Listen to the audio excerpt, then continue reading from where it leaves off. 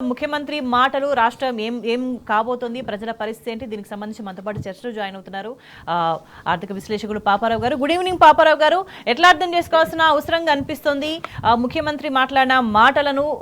చాలా క్లియర్ గా చేతులెత్తేసింది అనే విషయం అర్థమవుతుంది. ఎందుకు తెలంగాణను బీదగా చూపించే ప్రయత్నం చేస్తున్నారు, ఏ ఆలోచన ఏ కుట్రతో ఇదంతా నడుస్తుంది అనేది కూడా అనుమానాలు కలుగుతున్న నేపథ్యం. మీరన్న మాటల్లోనే ఉందమ్మా కుట్ర. ఇది ఈరోజు మొదలైంది కాదు.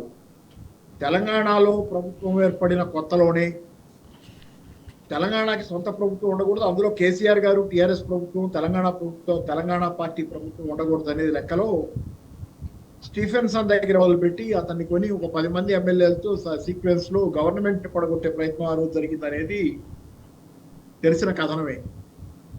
సో దాంతో మొదలుపెట్టి ఆ రోజు పాత్రధారి కూడా ఇదే పెద్ద మనిషి. ఆ రోజు నుంచి ఈ రోజు దాకా అణిగి మణిగి తల ఉంచుకొని పైకి కనపడకుండా చాప కింద నీరులాగా పనిచేసుకుంటా పోతా మొత్తం మీద ఒక దుష్ప్రచారం, తెలంగాణ ప్రభుత్వం మీద ఒక దుర్మార్గమైనటువంటి ప్రచారం మీడియాను వాడుకొని అబద్ధాలతో పెద్ద ప్రచారాన్ని వెనకాల ఉన్నటువంటి చంద్రబాబు సాయంతో సాగించి మొత్తం మీద సౌదప్పి కనుగట్టపోయినట్టు 1.8% ఓట్ల తేడాతో అధికారంలోకి రాగలిగిన తర్వాత గురువు గారి కర్తవ్యాన్ని, గురువు గారు అప్పచెప్పినటువంటి కర్తవ్యం, చంద్రబాబు గారు అప్పచెప్పినటువంటి కర్తవ్యం కార్యం ఈరోజు ఈయన పూర్తి చేసే పనిలో ఉన్నాడు. పూర్తిగా తెలంగాణని సర్వనాశనం చేయటం, తద్వారా తెలంగాణ ప్రజలకు పరిపాలించుకోవటం చేత కాదనదు, లేకపోతే తెలంగాణ వనరులన్నీ దోచుకోవడానికి మరోసారి ఆంధ్ర వాళ్ళకి అవకాశం కల్పించడానికి ఈరోజు ఇదంతా జరుగుతుందనే ఖచ్చితంగా అనుకోవాలి. ఎందుకంటే ఉదాహరణ తీసుకోండి, మీరు రేవంత్ రెడ్డి గారి సలహాదారులు ఎక్కువ మంది ఉన్నారు, పేర్లన్నీ నాకు గుర్తులేదు కానీ నిరంతరంగా మనం చదువుతున్నాయి. ఆయన సలహాదారులు, ఆయన ఉన్న పేషీలో ఉన్న వాళ్ళలో ఎక్కువ మంది గతంలో ఆంధ్రాకి పనిచేసిన వాళ్ళు, ఆ చంద్రబాబుకి దగ్గరగా ఉన్నవాళ్ళు కానీ అటు ఉన్నవాళ్ళు కానీ ఓవరాల్. అంటే తెలంగాణని ఈరోజు తెలంగాణ ప్రజలు వెళ్తున్న వాతావరణం లేదు ఇక్కడ. తెలంగాణని రేవంత్ రెడ్డి గారు ఆంధ్ర చంద్రబాబు తరఫున ఆయన కోసం వెళ్తున్నారు. కాబట్టి జరుగుతున్నది ఏంటంటే ఈరోజు తెలంగాణలో పూర్తిగా నియో కలోనియల్ పాలన. గతంలో మనం అనుకునేవాళ్ళం వలసవాదం అని, నయా వలసవాదం అని. వలసవాదం అంటే బ్రిటన్ వాళ్ళు భారతదేశంలో టెస్టేసి ఇక్కడే ఉండి సైన్యాలను పెట్టుకుని మనల్ని అణిచివేసి పాలించడం. నయా వలసవాదం అంటే వాళ్ళు ఇక్కడి నుంచి వెళ్ళిపోయిన తర్వాత కూడా, మనకి స్వాతంత్ర్యం వచ్చిన తర్వాత కూడా రకరకాల రూపాల్లో మన దేశంలో బాగా వేసి వాళ్ళ ఏజెంట్ల ద్వారా భారతదేశాన్ని తమ అదుపులో ఉంచుకోవడం. నయా వలసవాదం ప్రపంచవ్యాప్తంగా నడుస్తుంది అనేది మనందరికీ తెలిసింది. దీనిలో భాగంగానే ఆ మధ్యకాలంలో వచ్చిన పుస్తకం దళారీ పశ్చాత్తాపం అనేది కూడా మనం పెర్కిన్స్ అని ఆయన రాసిన పుస్తకాన్ని కూడా చదివిన, చాలా ప్రచారంలోకి వచ్చింది ఆ పుస్తకం. ఎలా పెట్టుబడిదారులు, సామ్రాజ్యవాద దేశాలు ఇతర దేశాలని తమ ఏజెంట్ల ద్వారా ఇతర బలహీన దేశాల పరిపాలకులను అదుపులో పెట్టుకొని ఎట్లా మోసం చేస్తున్నాయి అనేది ఆ పుస్తకం అంతా సారాంశం. నడుస్తున్న కథ అదే. ఈరోజు పేరుకి రేవంత్ రెడ్డి ముఖ్యమంత్రి, ఆడించేవాడు ఆడించే శక్తి చంద్రబాబు.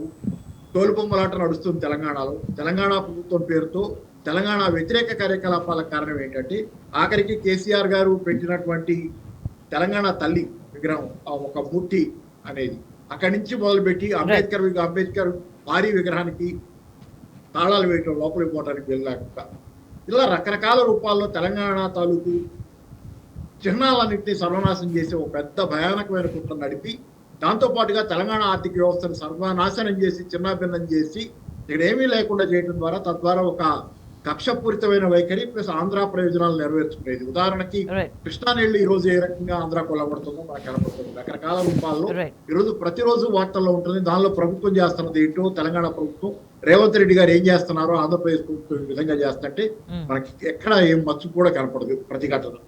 ఈ రకంగా ఏంటంటే నిన్న మొన్నటి దాకా ఉన్నారో లేదో ఇప్పుడు నాకు తెలియదు కానీ నాగార్జున సాగర్ డ్యామ్ మీద ఆంధ్ర పోలీసులు ఉన్నారు, విశాఖపట్నం బెటాలియన్ అంట ఉన్నారు.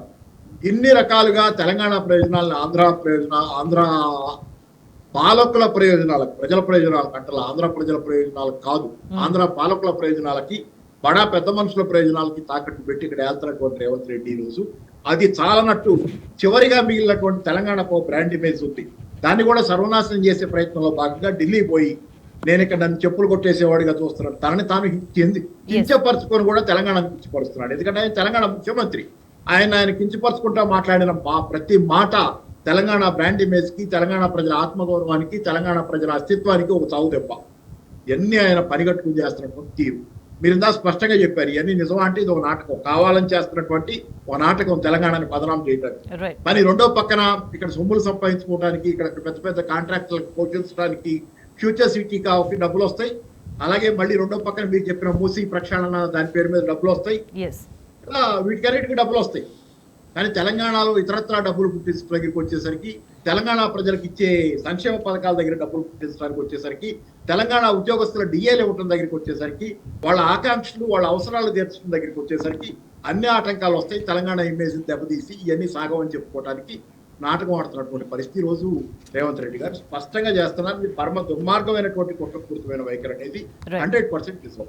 రైట్ శ్రవణ్ గారు, ముఖ్యమంత్రి చెప్తున్న మాటల్లో వాళ్ళు చేసిన అప్పులు 1,50,000 కోట్ల పైగా అప్పులు చేస్తున్నాం. ఈ అప్పును ఏం చేసిండ్రు, ఎక్కడ వినియోగించిండ్రు అనేది క్వశ్చన్ చేసినప్పుడు వాళ్ళు చెప్తున్న అబద్ధం ఏంటి అని అంటే, గత ప్రభుత్వం చేసిన అప్పులకు సంబంధించి మేము వడ్డీలు కట్టడానికి సరిపోతుందని. సో ఎంత మేరకు కడుతున్నారు అనేది లెక్కలు చాలా స్పష్టంగా చెప్తున్నాయి. సో వాళ్ళు ఏం చేసిండ్రు అనేది ఇప్పుడు లెక్క చెప్పాల్సిన అవసరంగా అనిపిస్తుంది. వాళ్ళు తీసుకొచ్చిన అప్పులు మరి ఎందుకు ప్రజల కనీస అవసరాలకు సంబంధించి కూడా ప్రజలు ఇబ్బంది పడే విధంగా వ్యవహరించే అదేంటి తప్పు పద్ధతిగా అనేది ప్రజలు భావిస్తున్నారు. ఎందుకు మమ్మల్ని ఇంతగా ఇబ్బంది పెట్టాలని చెప్పేసి. సో ఏమైపోయినాయి ఆ డబ్బులన్నీ, ఏమైపోయినాయి?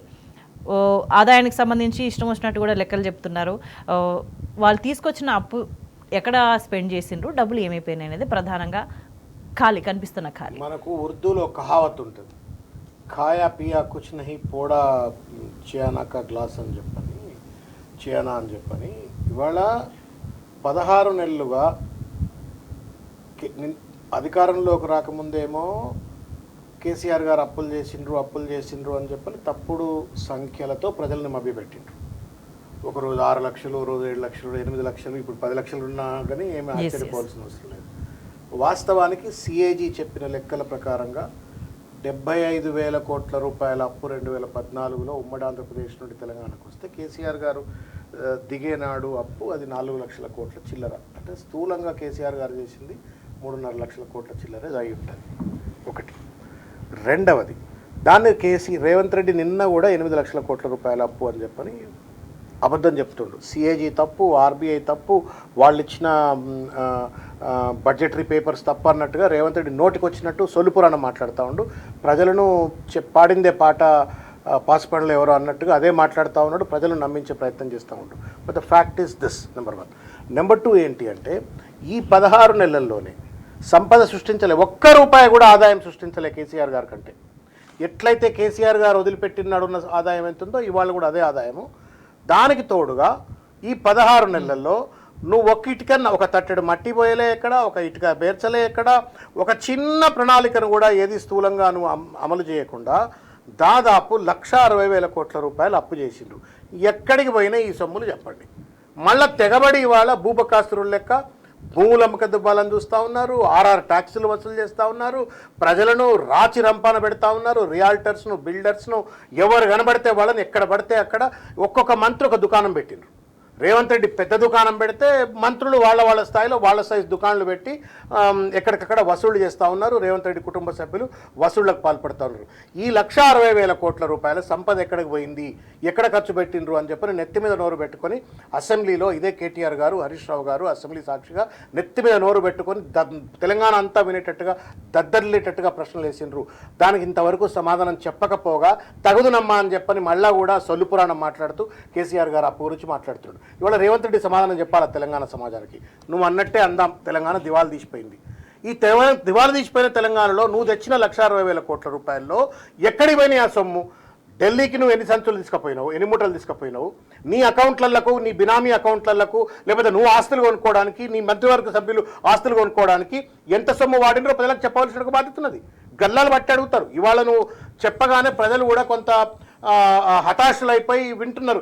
ఏమిరా నాయన, కేసీఆర్ గారు ఉన్నప్పుడే ఒక అంత బాగున్న రాష్ట్రం ఎందుకు దివాళా తీసింది అని చెప్పని వాళ్ళ కొంత హతాశులై విన్నారు. కానీ రేపటి నుండి ఎక్కడికక్కడ కాంగ్రెస్ పార్టీకి సంబంధించిన ఎమ్మెల్యేలు కావచ్చు, మంత్రులు కావచ్చు, ముఖ్యమంత్రి 100,000 మంది పోలీసుల పహారాలో పోతే కూడా గల్లలు బట్టి ఎక్కడికక్కడ నిలదీస్తారు. Because he has no right.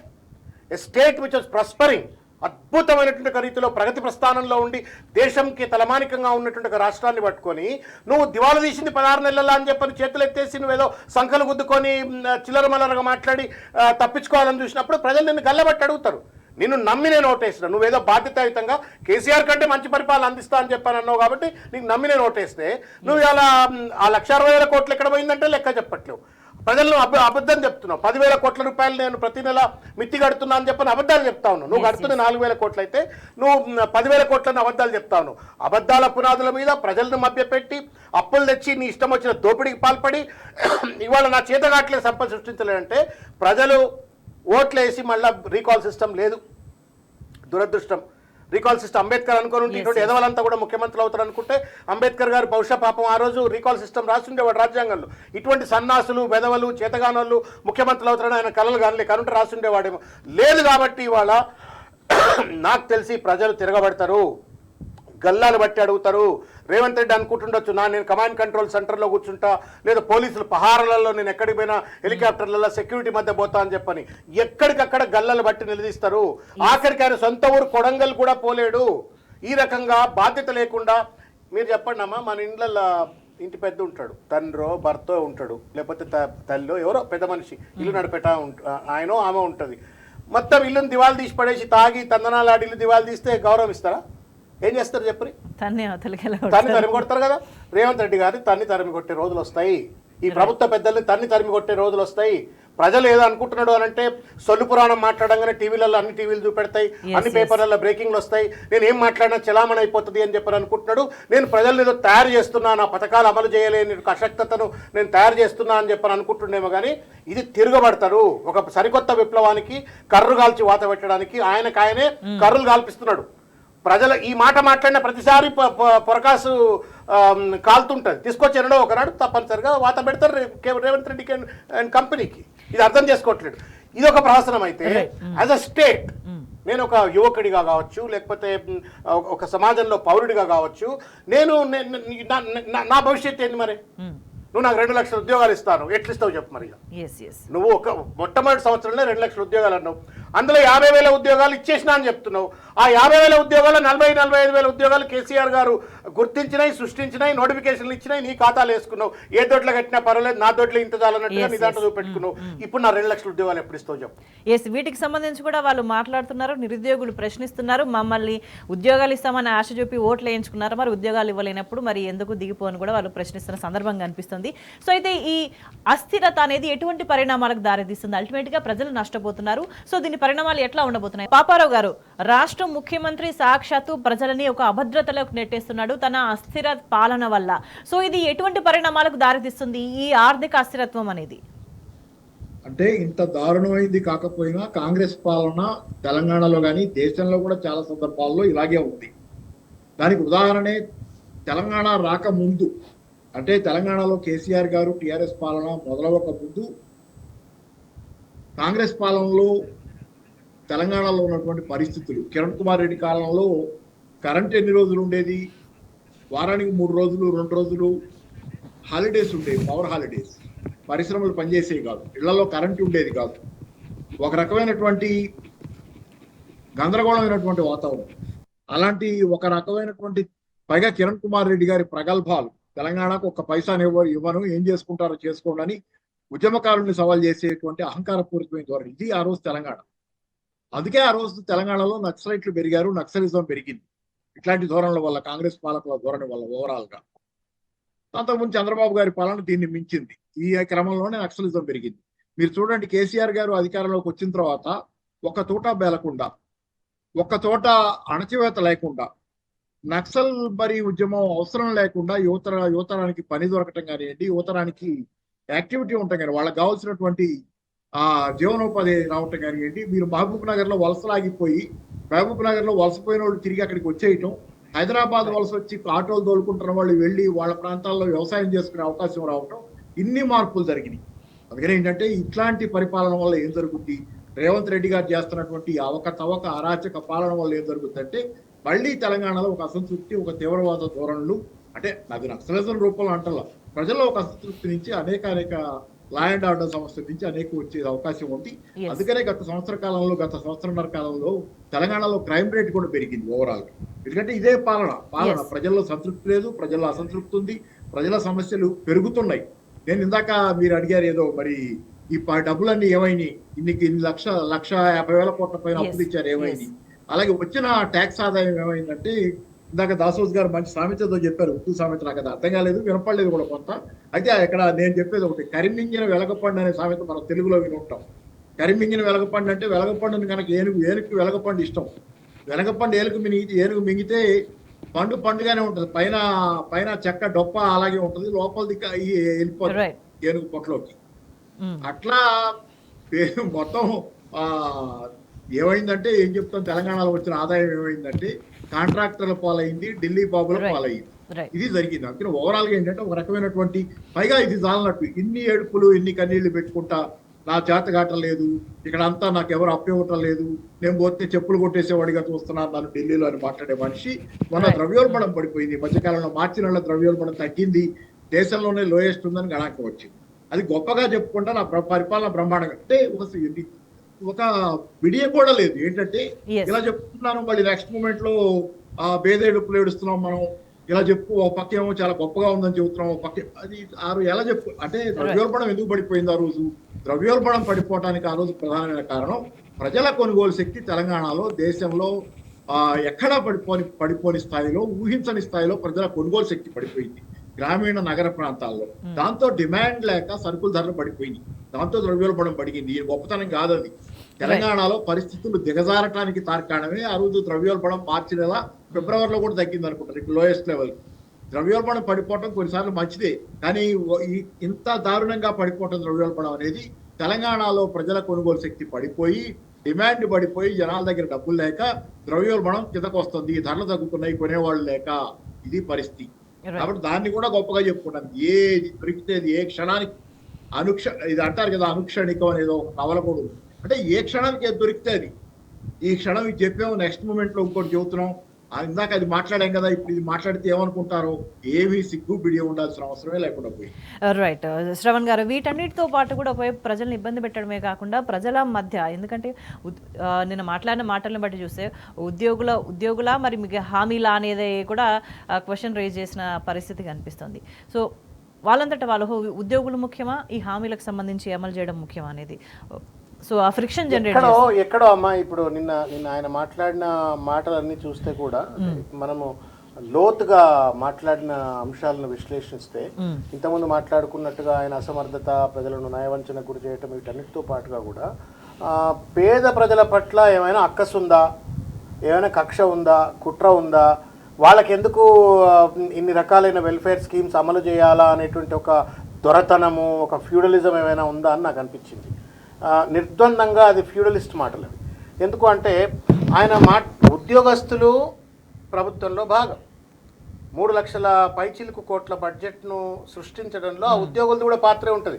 Revanth Reddy ఒక్కడే బండలు లేపడు, కొండలు బద్దలు చేయడు, గడపార పట్టుకొని తొమితే 3.5 లక్షల కోట్ల రూపాయల సంపద రాదు, బడ్జెట్ రాదు.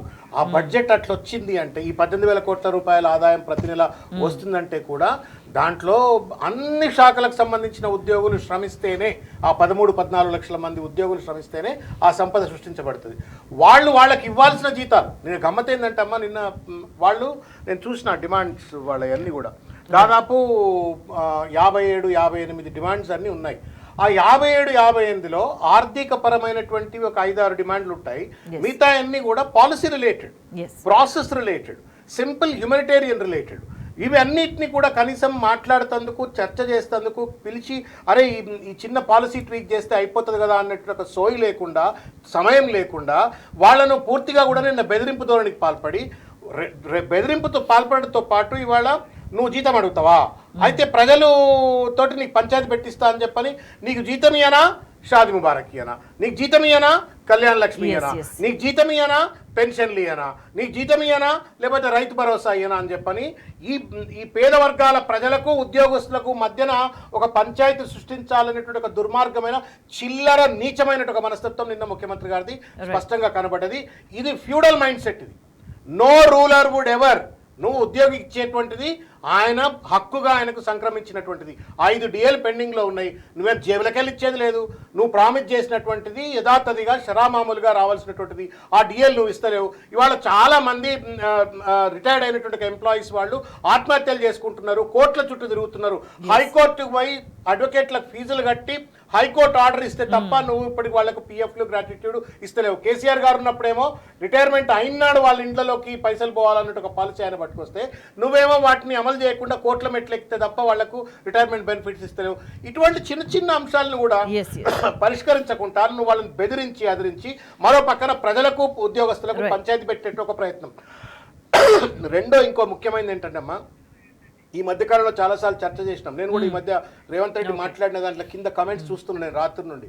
ఒక చర్చ చేస్తున్నాడు, ఏమని ఫ్రీ బీసీ వద్దు అని చెప్పని ఒక చర్చ. అంటే పేదవాడికి ప్రజలు ప్రభుత్వ సంపద కావచ్చు, ప్రభుత్వ వెల్ఫేర్ పథకాలు అవసరం లేదు అనేటువంటి ఒక భావజాలాన్ని రేవంత్ రెడ్డి పరోక్షంగా ప్రచారం చేస్తుండేమో అనిపిస్తుంది ఆ కింద కామెంట్ చూస్తుంటే. ఒక పక్కన ఉద్యోగస్తులకు పేద వర్గాలకు పంచాయతీ, రెండోది పేద వర్గాలకు ప్రభుత్వ సంపదను వెల్ఫేర్ పథకాల రూపంలో ఇవ్వవద్దు. ఇది నరేంద్ర మోడీ మాట. ఇది ఉచిత పథకాలు రద్దు చేయాలా అనేటువంటిది నరేంద్ర మోడీ ఢిల్లీలో మాట్లాడిన మాట. దాన్ని స్ఫూర్తిని తీసుకొని వీళ్ళ మధ్యన పంచాయతీ పెట్టాలా.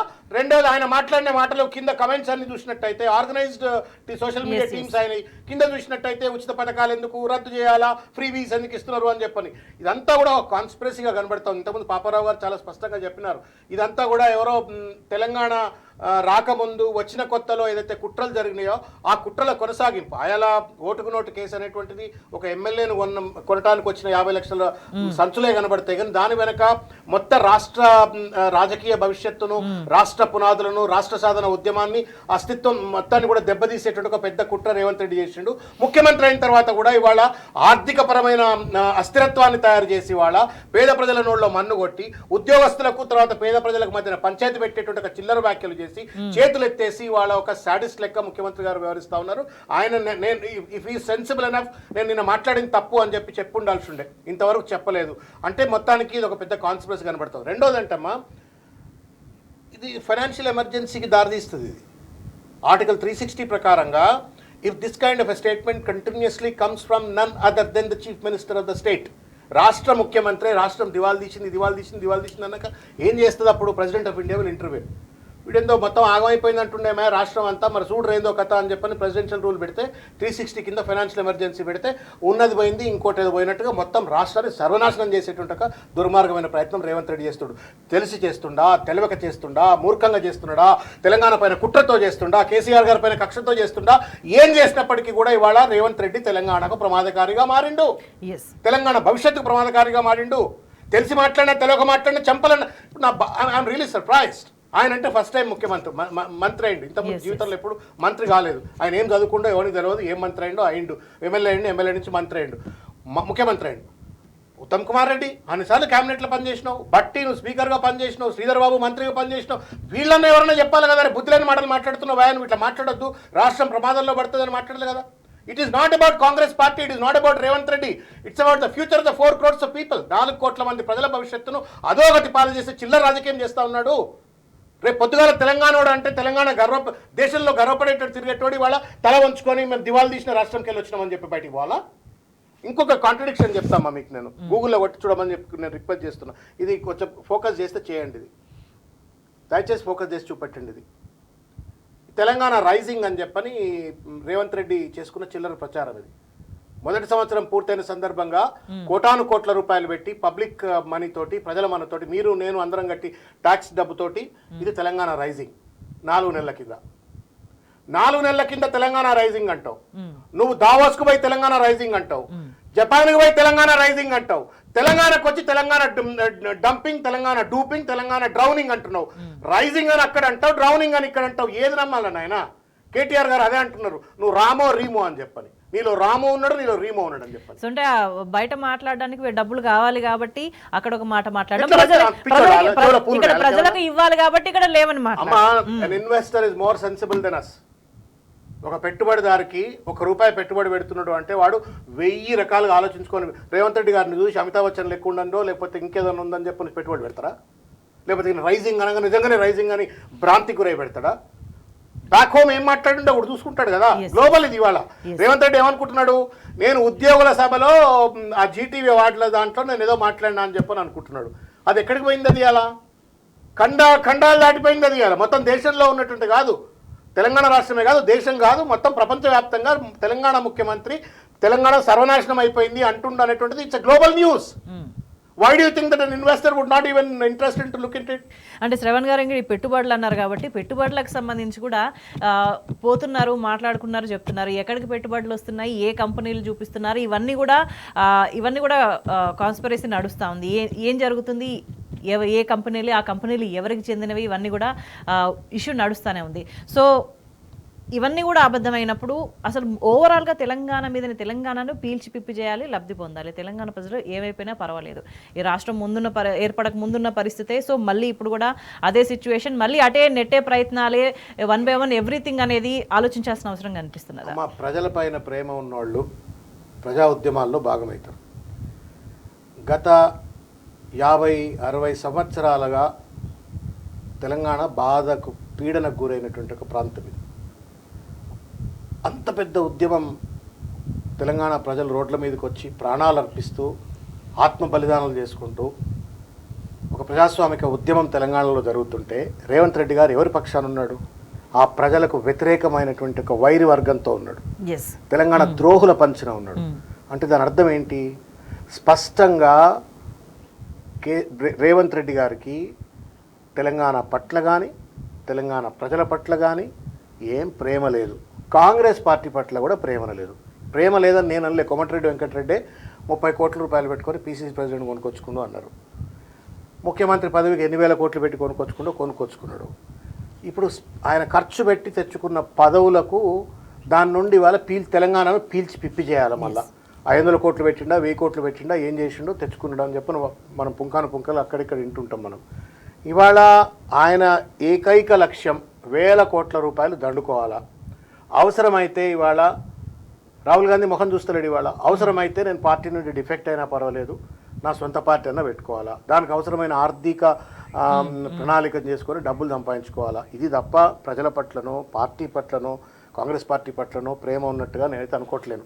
అది కాంగ్రెస్ పార్టీ పట్ల ప్రేమ ఉన్నా, ప్రజల పట్ల ప్రేమ ఉన్నా రాష్ట్రం ఇట్లా ఆగమైందని ఎవరు మాట్లాడరు. మనం కూడా మన ఇళ్లలో చాలా సమస్యలు ఉంటాయమ్మా. మన పిల్లలు అడిగే డిమాండ్స్ను ఫుల్ఫిల్ చేయలేము, మనం ఇస్తాన్నవి ఫుల్ఫిల్ చేయలేము.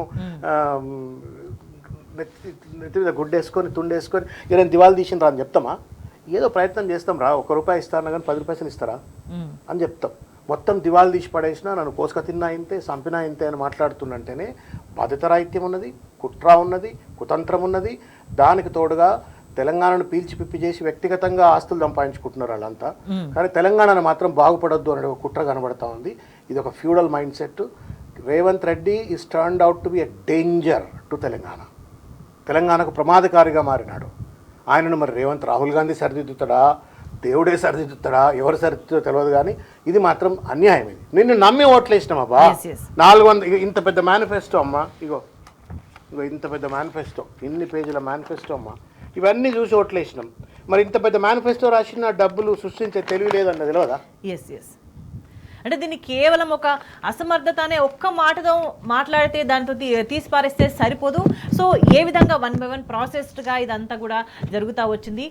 రేవంత్ రెడ్డి పరిపాలనలో ఏ విధంగా విధ్వంసం జరుగుతూ వచ్చింది తెలంగాణకు సంబంధించి వివరంగా మాట్లాడారు పాపారావు గారు. రేవంత్ రెడ్డి తెలంగాణకు చేస్తున్న నష్టాన్ని కేవలం అసమర్థత అనే ఒక్క మాటతో తీసిపెడితే సరిపోదు. సో ఏ విధంగా రేవంత్ రెడ్డి అధికారంలోకి వచ్చిన దగ్గర నుంచి ఇప్పటి వరకు ఏ విధంగా విధ్వంసం జరుగుతూ వచ్చింది, ఆర్థిక విధ్వంసం జరుగుతూ వచ్చింది, ఏ విధంగా దివాలా తీసే మాటలు మాట్లాడుతున్నాడు కదా, ఏ విధంగా ప్రజల కొనుగోలు శక్తి తగ్గే విధంగా రేవంత్ రెడ్డి చర్యలు ఉన్నాయి, ఏ విధంగా ఆర్థికంగా నష్టం చేసే విధంగా ఉన్నాయి రేవంత్ రెడ్డి చర్యలు?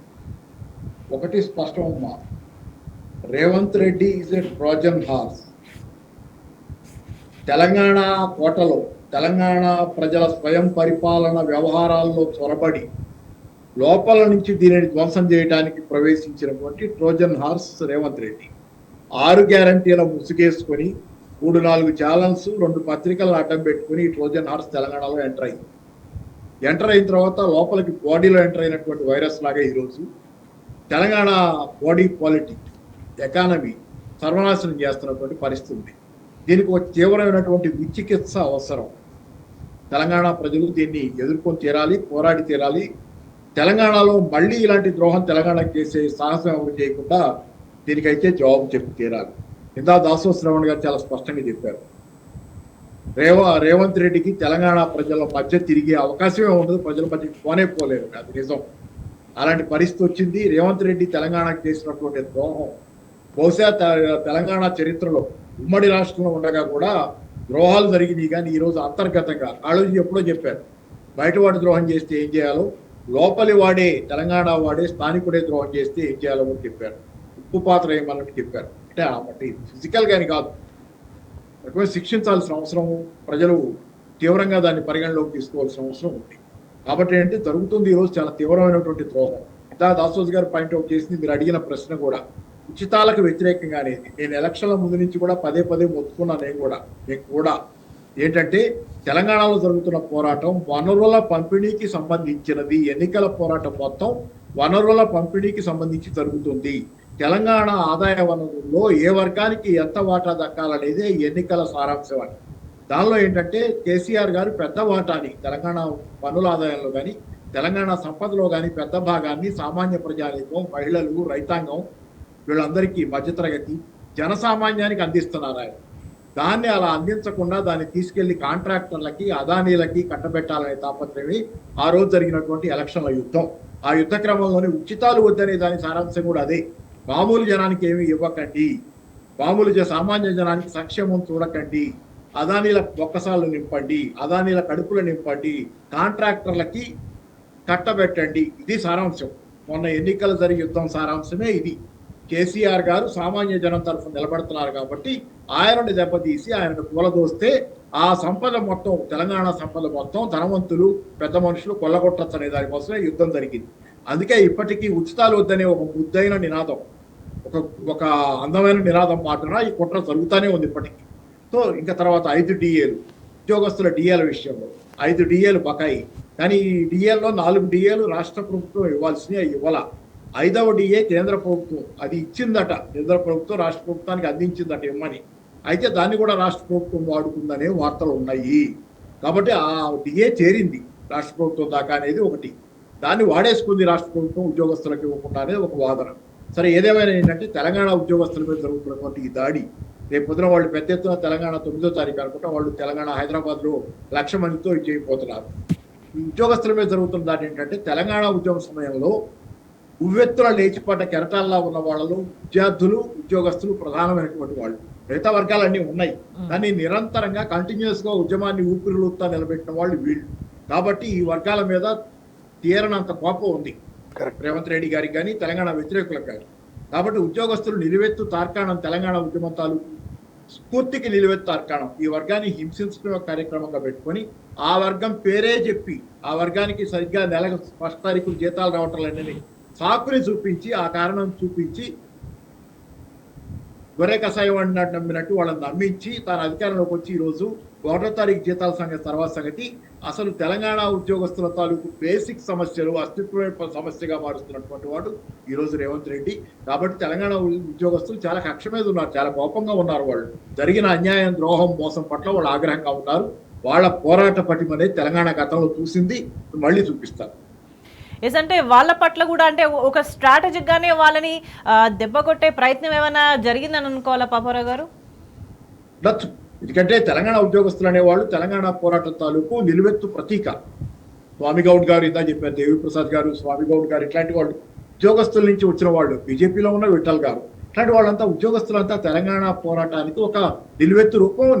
తెలంగాణ ఉద్యమం మొత్తం ఎప్పుడైతే కొంత డౌన్ లో ఉందో తెలంగాణ ఉద్యమం, కొంత నివురుగప్పి నిప్పులాగా ఉందో అప్పుడంతా నిప్పు దాన్ని ఊదత మంటని రాజేస్తా వచ్చిన వాళ్ళు, దాన్ని అలా నిలబెట్టిన వాళ్ళు ఉద్యోగస్తులు. విద్యార్థుల్లో కూడా ఇది స్ఫూర్తి నిలబడింది. కాబట్టి ఉద్యోగస్తులు అనేవాళ్ళు నిలకడగా దీన్ని నిలబెట్టారు. వాళ్లే తెలంగాణ ఉద్యమంలో వెన్నుపూసగా పనిచేశారు. నిరంతరం దాన్ని ముందుకు తీసుకెట్టడంలో వాళ్ళ పాత్ర అనేది ఖచ్చితంగా కొన్ని వర్గాలకు ఆగ్రహం ఉంటుంది. రైట్ పాపారావు గారు, అంటే ముఖ్యమంత్రి చేతులెత్తేసే మాటలు పదే మాట్లాడిన తర్వాత తెలంగాణలో ప్రధానంగా మరి ఇంత చేతులెత్తేసే ముఖ్యమంత్రిగా ఉండే అర్హత ఉందా అనే ఒక చర్చ కూడా ప్రధానంగా జరుగుతుంది. దానికి సంబంధించి మనం డీటెయిల్గా మాట్లాడదాం. శ్రవణ్ గారు, ప్రజలకు ఇప్పుడు వస్తున్న ఒకే ఒక ప్రశ్న, ఇన్ని మాటలు మాట్లాడుతున్న ముఖ్యమంత్రికి ఆ స్థానంలో కూర్చునే అర్హత ఉందా అనేది ఒక ప్రధానంగా ప్రశ్న వస్తుంది. నిన్న ఆయనే సర్టిఫికేట్ ఇచ్చుకున్నాడు that I'm incompetent, that I'm inefficient, that I'm incapable, that I have no sense, no economic sense. నేను హెచ్ఆర్ మేనేజర్గా పనిచేశాను, హెచ్ఆర్ డిపార్ట్మెంట్లో. బిజినెస్లో ఉన్నవాడు ఎవడైనా సరే, అంటే ఎకనామిక్ సెన్స్ లేనివాడు బిజినెస్లో ఉండొద్దు. అట్లాగే ముఖ్యమంత్రి కుర్చీలో ఉన్నటువంటి వాడు ఆర్థికపరమైనటువంటి యొక్క విఘ్నత కానీ, విద్య కానీ, అవగాహన కానీ లేకపోయినాడైతే ఆ కుర్చీలో కూర్చోడానికి అనర్హుడు. ఆయన ఎందుకు కూర్చోవాలా? ఊళ్ళల్లో ఇంకెవరైనా ఏదైనా పని చేసుకునే వాళ్ళని కూడా తీసుకొచ్చి ఆడ కూర్చోబెట్టచ్చు కదా. ఆ కుర్చీలో కూర్చున్నటువంటి వాడికి 4 కోట్ల మంది ప్రజల యొక్క భవిష్యత్తు వాడి చేతిలో ఉంటుంది. సంపద సృష్టించాలా, సంపద పంచాలా, సంపద పెంచాలా, రాష్ట్రానికి ఒక 100 సంవత్సరాలకు అవసరమయ్యేటువంటి ఒక ప్రణాళికలు చేయాలా, ఇన్ఫ్రాస్ట్రక్చర్ను డెవలప్ చేయాలా, విద్య, వైద్యం, ఉపాధి అన్ని రంగాల్లో ఒక సమగ్రమైనటువంటి ఒక విజను, దార్శనికత, విజ్డమ్ ఉన్నటువంటి ఒక వ్యక్తి ఆ కుర్చీలో కూర్చోవాలా. లేకపోతే కూడా ఆ కుర్చీలో కూర్చున్న తర్వాత నేర్చుకోవాలా. 16 నెలల తర్వాత రేవంత్ రెడ్డి గారు తనకు తానే సర్టిఫికేట్ ఇచ్చిండ్రు. I'm incompetent, I'm inefficient, I'm not able to have any vision, any understanding of how to generate money. ఇది సంఖ్యలు చెప్తున్నాయి. ఆయన మాట చెప్పింది, సంఖ్యలు కూడా చెప్తుంది. కేసీఆర్ గారు దిగేనాడు 18,000 కోట్ల ఆదాయం నెలకు. 16 నెలల రేవంత్ రెడ్డి నిర్వాకం తర్వాత గదే 18,000 కోట్ల రూపాయల ఆదాయం. మరి ఆయనకు అధికారం కాదు కదా, ఒక్క క్షణం కూడా ఆ కుర్చీలో కూర్చునే నైతికతే లేదు, చేతగాట్లేదు. ఆయన సర్టిఫికేట్ ఇచ్చుకున్న తర్వాత దురదృష్టం, నేను ఇంతకుముందు చెప్పిన కదా, అంబేద్కర్ గారు ఇటువంటి తలకు మాసిన వాళ్ళు కూడా ముఖ్యమంత్రులు అవుతారని చెప్పి నేను అనుకోలేదు. అనుకొని ఉంటే రీకాల్ ఉంటుండే. అందుకే అన్న నేను ఇంతకుముందు రీకాల్ లేదు కాబట్టి ప్రజలు రీకాల్ కంటే బలమైన కర్రు కాల్చి వాతలు తప్పనిసరిగా పెడతారు. ఈయన దుర్మార్గం రేవంత్ రెడ్డికి ఒక్కరికే వాత పడదు, కాంగ్రెస్ పార్టీకి మొత్తానికి వాత పడుతుంది, మంత్రులందరికీ వాత పడుతుంది, ఎమ్మెల్యేలందరికీ వాత పడుతుంది, ఎంపీలందరికీ వాత పడుతుంది. ఆయన చేస్తున్న నిర్వాకం, ఆయన ప్రభుత్వం చేస్తున్న దాష్టికం మొత్తం తెలంగాణ సమాజానికి శాపంగా మారుతుంది. కాబట్టి బుద్ధిన్నోడైతే ఇప్పుడు అమ్మ నన్ను కారు నడపమని మీరు ఇస్తున్నారు, నాకు గేర్ రావట్లేదు, ఒకసారి ట్రై చేసినా 2 సార్లు ట్రై చేసినా బండి నడుపుతలేరు, ఏం చేయాలి? దిగో డ్రైవర్ని పెట్టుకోవాలా. టెలికాల్లో అయితే నేను ఇంకో డ్రైవర్ పెడతాను, లేదు నేనే మూర్ఖంగా చేస్తా అంటే యాక్సిడెంట్ అవుతుంది. ఇవాళ రేవంత్ రెడ్డి తెలంగాణను యాక్సిడెంట్ దిశగా తీసుకుపోతే ప్రయత్నం చేస్తూ ఉన్నాడు. కాబట్టి ఆయనన్నా దిగాల, ఆయన రాహుల్ గాంధీ అన్న దింపాలా, లేకపోతే ప్రజలన్నా కర్రు కాల్చి వాత పెట్టాలా, పెడతారని నేను అనుకుంటున్నా. అంటే ఆయనకైనా నేను ఏమైనా మాట్లాడొచ్చు, ఏమైనా చేయొచ్చు, ఎట్లయినా వ్యవహరించవచ్చు, నాకు ఇంకా సమయం ఉంది కాబట్టి నా ఇష్టారీతిన నేను ఉంటాను, కానీ నేను సేఫ్ ఉన్నాను, పార్టీ పరంగా ఇంకేమైనా చూసుకున్నా నేనైతే ముఖ్యమంత్రిగానే ఉంటాను కాబట్టి ఇష్టం వచ్చినట్టు పోతానే వైఖరి ఉంది. కానీ ప్రజలు అట్లా అనుకోవట్లేదు. ఇప్పటికే తీవ్రంగా నష్టపోయినాము, ఇంకా భరించడానికి మేము సిద్ధంగా లేము అని అనుకుంటున్నారు.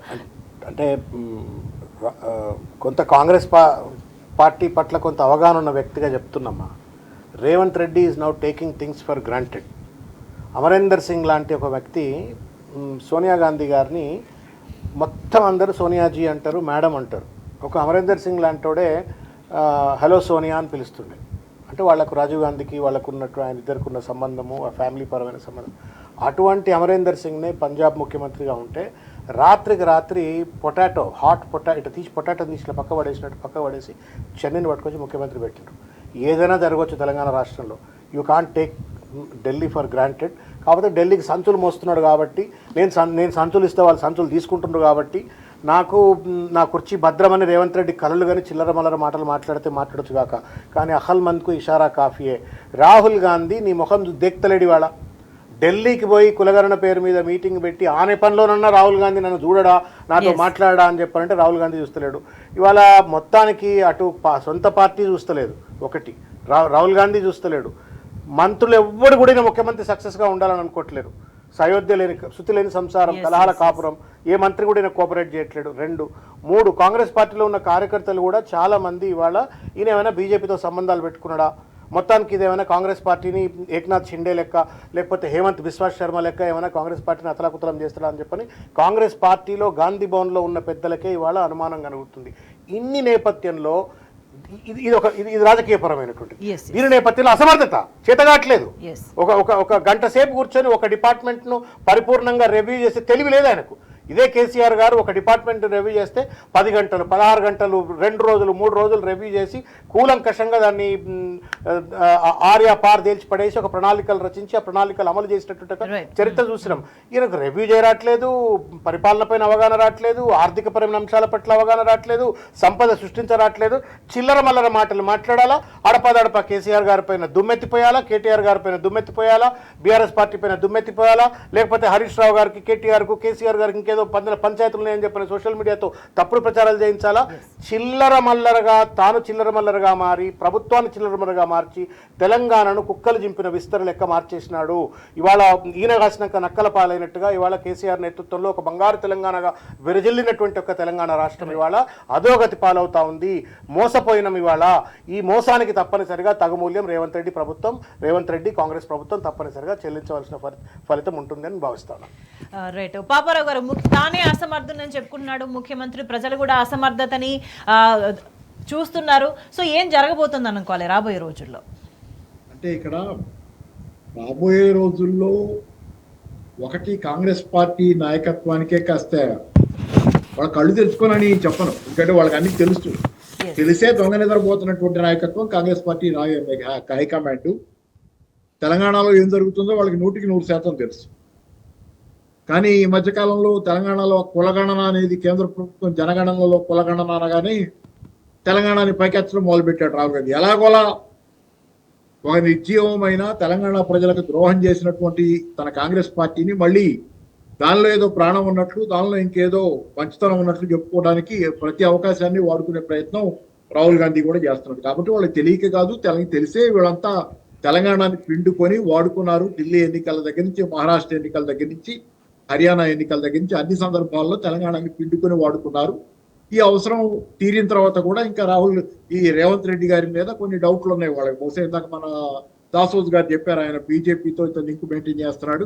కాబట్టి ఇక్కడ ప్రభుత్వం కనుక రేవంత్ రెడ్డిని తప్పించే పరిస్థితి వస్తే ఆయన బీజేపీతో అలైన్ అవుతాడనే భయంతో ఏదో అంటే ఇట్లాంటి ఒక ఏం చెప్పాలి దాన్ని, అంటే ఒక నీచమైనటువంటి పరిస్థితిలో తెలంగాణ హైకమాండ్ మిగిలిపోయింది. సరే, దీనిలో ఇక్కడ ఏంటంటే ఇందాక వచ్చిన ప్రస్తావన ఏది, ఆర్థిక అవగాహన ఉండాలి ముఖ్యమంత్రికి, కనీస ఆర్థిక పరిజ్ఞానం ఉండాలనేది 100% నిజం. ఎందుకంటే ఈరోజు ఉదాహరణ చెబుతాను. నాకు మొన్నే వినోద్ గారు ఒక రౌండ్ టేబుల్ సమావేశంలో మన గతంలో ప్రణాళిక సంఘం ఉంది, ప్లానింగ్ కమిషన్, ప్లానింగ్ బోర్డు, దీనికి ఉన్న వినోద్ గారు చెప్తా ఒక ఎగ్జాంపుల్ చెప్పారు.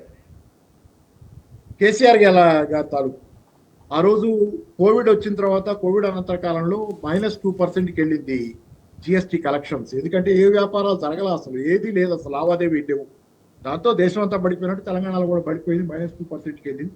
తర్వాత కోవిడ్ తర్వాత లిఫ్ట్ చేస్తున్నప్పుడు, లాక్డౌన్స్ లిఫ్ట్ చేస్తా మళ్ళీ పరిస్థితులు మామూలుగా వస్తున్నప్పుడు కేసీఆర్ గారు తెలంగాణ ఎకానమీకి మళ్ళీ మూమెంటం ఇవ్వాలి, దీన్ని కదిలించాలంటే అనే దగ్గర చర్చలు చేస్తున్నప్పుడు అప్పుడు వినోద్ గారు కూడా ఉన్నట్లున్నారు. ఆయన చెప్పిన దాన్ని బట్టి ఆయన అడిగారంటే ఏం చేద్దాం ఇప్పుడు అనే దగ్గర చర్చలు జరుగుతుంటే వెంటనే రైతుల దగ్గర ధాన్యం కొనండి అని కేసీఆర్ గారు ఫస్ట్ అది అని చెప్పింది. రైతుల దగ్గర ధాన్యం కొనేయండి. అదేంటంటే ఇప్పుడు కొనాలంటే 8,000 కోట్లు కావాలి, మన దగ్గర ఏం లేవు అన్నారు. అయితే అప్పు తెచ్చైనా కొనండి అనేది గారు చెప్పి కేసీఆర్ గారు చెప్పి ధాన్యం కొనిపించారు. ఇది ఎకనామిక్స్ అంటే. ఎందుకంటే రైతుల దగ్గర ఆ రోజు 8,000 కోట్ల రూపాయలు అప్పు తెచ్చి ధాన్యం కొనడానికి సిద్ధపడ్డప్పుడు రైతుల చేతిలో డబ్బులు వచ్చినాయి. రైతాంగం ఆ డబ్బుని ఖర్చు పెట్టి మార్కెట్లో లావాదేవీలు స్టార్ట్ అవ్వగానే వాళ్ళ అవసరాల కోసం కొనుగోలు చేస్తారు కదా. ఆ కొనుగోలు చేస్తే లావాదేవీలు చేయడం మొదలు పెడితే ఆర్థిక వ్యవస్థలో స్టెప్ బై స్టెప్ ఒక్కొక్క రంగంలో చలనం వస్తూ వచ్చింది. అన్ని వర్గాలకి చేతిలో డబ్బులు వస్తూ వచ్చినాయి. ఇది ఆర్థిక శాస్త్రం అంటే. మిగతా వాళ్ళకంటే తెలివిగా, చురుగ్గా ఎక్కడ మొదలు పెట్టాలో అర్థం చేసుకోగలిగిన వాడు కేసీఆర్. అలాగే తెలంగాణలో నీటితో మొదలు పెట్టాలి, ప్రాజెక్టులతో మొదలు పెట్టాలి, గ్రామీణ ప్రాంతాలతో మొదలు పెట్టాలి తెలంగాణ పునరుజ్జీవనం అని అర్థం చేసుకుని అక్కడి నుంచి కాళేశ్వరం దగ్గర నుంచి చేసుకుంటా వచ్చి రైతు బంధు, రైతు భరోసా, రైతు బీమా, రైతాంగానికి షాదీ ముబారక్, పెళ్లిళ్ల ఖర్చులు అదనంగా ఉండకూడదు భారాలు వాళ్ళ మీద, గ్రామీణ ప్రాంతాల నుంచి మొదలు పెట్టుకుంటే అంటే కేసీఆర్ కు ఖచ్చితమైనటువంటి ఎకనామిక్ విజన్ కూడా ఉంది. రేవంత్ రెడ్డికి అట్లా ఏ విజన్ ఎలా లేదో కేసీఆర్ కి అన్ని విధాలుగా తెలంగాణ పట్ల స్పష్టమైన అవగాహన. చిన్న ఉదాహరణ నేను చెప్పింది, ఎలాగా ధాన్యం కొనడం ద్వారా తెలంగాణలో మిగతా అన్ని రంగాల్లో కూడా చలనం వచ్చింది రైతాంగం దగ్గర నుంచి మొదలుకోనండి.